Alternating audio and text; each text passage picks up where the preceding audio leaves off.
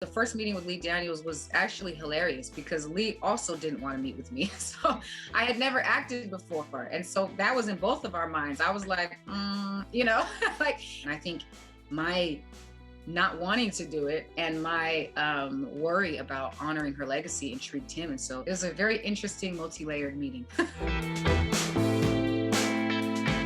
Wow, you're so pretty. Oh, you're so pretty. How are Thank you. Thank you. I'm wonderful. I have to say a big congratulations on a spectacular performance in a masterpiece of a film. Just beautiful. I'm so curious to know what your process was like to becoming Billie Holiday. Her and I, though we're both singers and we are both Black women living in America, so there are absolutely parallels there. And I had to dip deep into that. Tasha Smith, who was my wonderful acting coach, helped me to really pull up and to use familial trauma that I had compartmentalized or really laid down, as I say, and to use that and to be present and to. I had done a ton of research. Every book, every documentary, everything you could possibly get your hands on, ordering, special order things, from finding things on eBay and auction houses, anything I could get my hands on. But she helped me to really fill that research with a human being, which was me. And that was this very scary part for me. Tom Jones was my dialect coach and fine-tuning her voice. Lee introduced me to both of them, and finding her voice, where she speaks from, and her laugh was always something that would help me get in. I loved her laugh so much.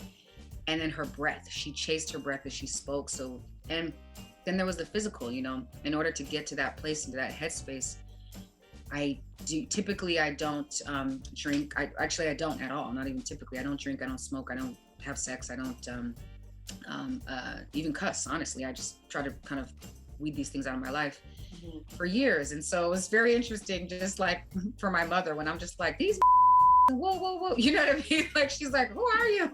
But it had to be natural, and being more sexual in my behavior. I started smoking cigarettes. I started drinking, particularly a lot of gin, and lost like 40 pounds. I cut off all my hair, and we dyed it. And it was, it was about living in her, because the character's so rich. There's no way to do this, to just hop in and out. I did not think it was possible, at least not for me as a first-time actor. So I had to just live as her. And if she made it onto my new album, she made it on my album. If she made it into an interview or a family reunion, she did, you know what I mean? So it was just living as her for, what became a total of 3 years straight. What do these awards mean, not only to you, but Billie Holiday's legacy? It means that we're maybe finally being seen as Black women, you know what I mean? And that people are starting to say, oh, why didn't we know this story? And it means hopefully that other stories, Black stories, marginalized people stories, and this being a Black queer woman in the 40s, 50s, 30s, 40s, and 50s, that the people are starting to see the need to know stories like this and to know their history.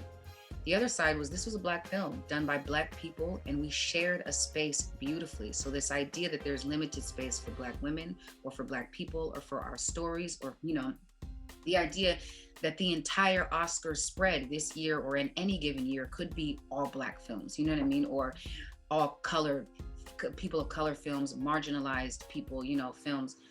It shouldn't be far-fetched. It's just great stories, and so I give so much credit to my cast, to Lee, all the credit to Lee, to my cast who poured into me heavily. This is for all of us. Grateful to you and the whole cast and crew for such an important film that my aunties are going to be so happy about. Thank you. Yay! I can't wait. I gotta meet these aunties. I need to meet the aunties.